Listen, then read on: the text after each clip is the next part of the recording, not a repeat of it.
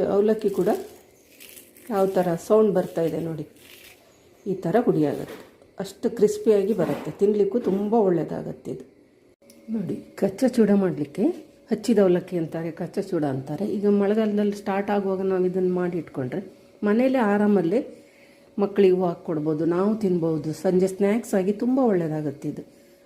ಕುರುಮ್ ಆಗುತ್ತೆ, ಕ್ರಿಸ್ಪಿಯಾಗಿ ಬರುತ್ತೆ. ಮತ್ತಿದು ನಾನಿದು ಸಾಮಾನ್ಯ ತೆಳು ಅವಲಕ್ಕಿ, ನಾವೆಲ್ಲ ತೆಳು ಅವಲಕ್ಕಿ ಬಳಸ್ತೀವಿ ನೋಡಿ, ಅದೇ ಅವಲಕ್ಕಿ. ಇದರಲ್ಲೂ ಕೂಡ ತುಂಬ ಒಳ್ಳೆಯದಾಗತ್ತೆ. ನೈಲಾನ್ ಅವಲಕ್ಕಿ ಮಾಡ್ಬೋದು, ಇದರಲ್ಲೂ ಮಾಡ್ಬೋದು, ಇದು ಒಳ್ಳೆಯದಾಗತ್ತೆ.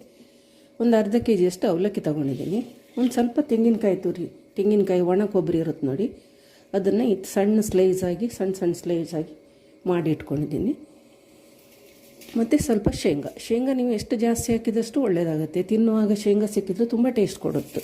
1-2 ಬೆಳ್ಳುಳ್ಳಿನ ಜಜ್ಜಿ ಇಟ್ಕೊಂಡಿದ್ದೀನಿ. ಸ್ವಲ್ಪ ಕರಿಬೇವು, ಇದಿಷ್ಟು ರೆಡಿ ಮಾಡ್ಕೊಂಡಿದ್ದೀನಿ.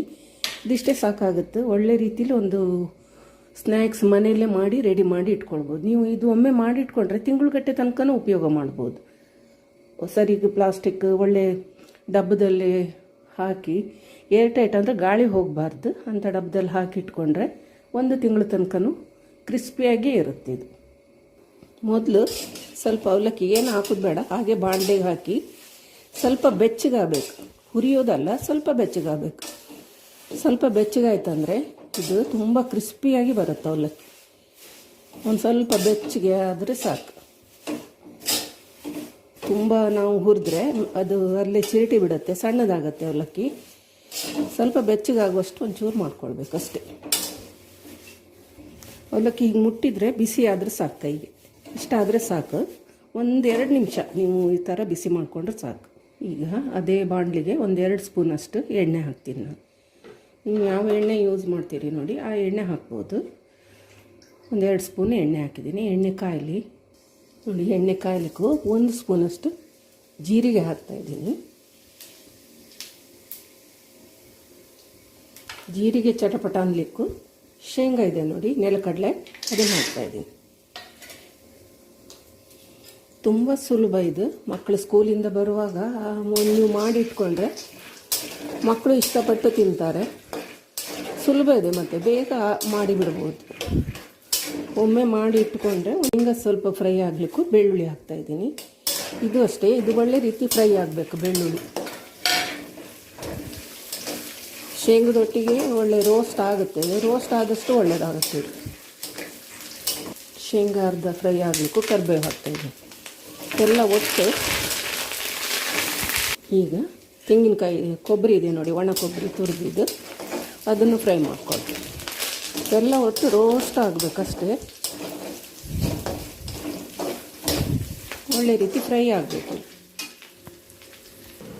ನೀವು ಬೇಕಂದರೆ ಇದಕ್ಕೆ ಹುರ್ಗಡ್ಲೆ, ಪುಟಾಣಿ ಅಂತೀವಿ ನೋಡಿ, ಅದು ಹಾಕ್ಕೊಳ್ಬೋದು, ಗೋಡಂಬಿ ಹಾಕ್ಕೊಳ್ಬೋದು, ಏನೂ ಹಾಕ್ಕೊಳ್ಬೋದು, ಯಾವುದೇ ಡ್ರೈ ಫ್ರೂಟ್ಸ್ ಕೂಡ ಹಾಕ್ಕೊಳ್ಬೋದು.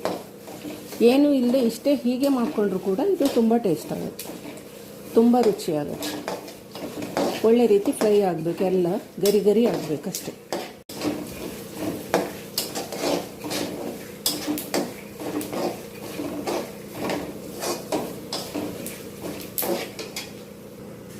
ನೋಡಿ ಈಗ ಎಲ್ಲ ಗರಿ ಆಗಿದೆ. 1 ಸ್ಪೂನಷ್ಟು ಖಾರ ಪುಡಿ ಹಾಕ್ತಾಯಿದ್ದೀನಿ. ಖಾರ ಜಾಸ್ತಿ ಬೇಕಂದರೆ ಮತ್ತು ಹಾಕ್ಕೊಳ್ಬೋದು, ಮಕ್ಕಳಿದ್ರೆ ಸ್ವಲ್ಪ ಕಡಿಮೆ ಹಾಕ್ಕೊಳ್ತೀರಿ. 1/2 ಸ್ಪೂನಷ್ಟು ಅರಿಶಿನ ಪುಡಿ ನೋಡಿ, ರುಚಿಗೆ ಬೇಕಾದಷ್ಟು ಉಪ್ಪು ಸ್ವಲ್ಪ ಕಡಿಮೆನೇ ಹಾಕ್ಕೊಳ್ಳಿ, ಜಾಸ್ತಿ ಬೇಡ ಇದಕ್ಕೆ. ಎಲ್ಲ ಮಿಕ್ಸ್ ಮಾಡ್ಕೊಳ್ಳಿ. ಈಗ ಗ್ಯಾಸ್ ಬಂದ್ ಮಾಡ್ಕೊಳ್ತೀನಿ ನಾನು, ಸಾಕದು. ಗ್ಯಾಸ್ ಬಂದ್ ಮಾಡಿ ಅವಲಕ್ಕಿ ಹಾಕ್ತಾಯಿದ್ದೀನಿ. ನಾವು ಸ್ವಲ್ಪ ಬಿಸಿ ಮಾಡಿ ಇಟ್ಟಿದ್ದು ಅವಲಕ್ಕಿ ಇದೆ ನೋಡಿ, ಅದನ್ನು ಹಾಕೊಳ್ಳಿ. ಈಗ ಅವಲಕ್ಕಿ ಹಾಕಿದ ಮೇಲೆ 1-2 ಸ್ಪೂನಷ್ಟು ಸಕ್ಕರೆನ ಹುಡಿ ಮಾಡಿ ಹಾಕ್ಕೊಳ್ಳಿ. ಮೊದಲೇ ಒಗ್ಗರಣೆಗೆ ಹಾಕಬೇಡಿ, ಯಾಕಂದರೆ ಅದಲ್ಲಿ ಗಂಟಾಗತ್ತೆ. ಅವಲಕ್ಕಿ ಹಾಕಿದ್ರ ಮೇಲೆ ಮೇಲಿಂದ ಹಾಕ್ಕೊಂಡ್ರೆ ಎಲ್ಲ ಒಟ್ಟು ಮಿಕ್ಸ್ ಆಗುತ್ತೆ. ಈಗ ಎಲ್ಲ ಮಿಕ್ಸ್ ಮಾಡ್ಕೊಳ್ಳಿ. ಗ್ಯಾಸ್ ಬಂದ್ ಮಾಡಿದ್ದೀವಿ ನಾವು.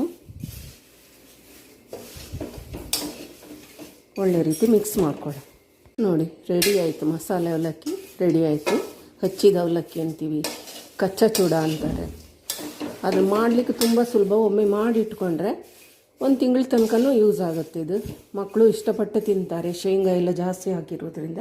ಬೇಕಂದರೆ ನೀವು ಡ್ರೈ ಫ್ರೂಟ್ಸು ಹಾಕ್ಕೊಳ್ಬೋದು, ದ್ರಾಕ್ಷಿ ಒಂದು ಬಿಟ್ಟು ಬೇರೆ ಏನು ಡ್ರೈ ಫ್ರೂಟ್ಸ್ ಹಾಕ್ಕೊಳ್ಬೋದು. ಇಲ್ಲದೇ ಇದ್ರೆ ಇಷ್ಟೇ ಸಾಕಾಗುತ್ತೆ. ಎಣ್ಣೆನೂ ಜಾಸ್ತಿ ಬೇಡ, ಎಣ್ಣೆಲಿ ಕರ್ದಿದ್ದೇನಲ್ಲ ಇದು, ತುಂಬ ಟೇಸ್ಟ್ ಆಗುತ್ತೆ.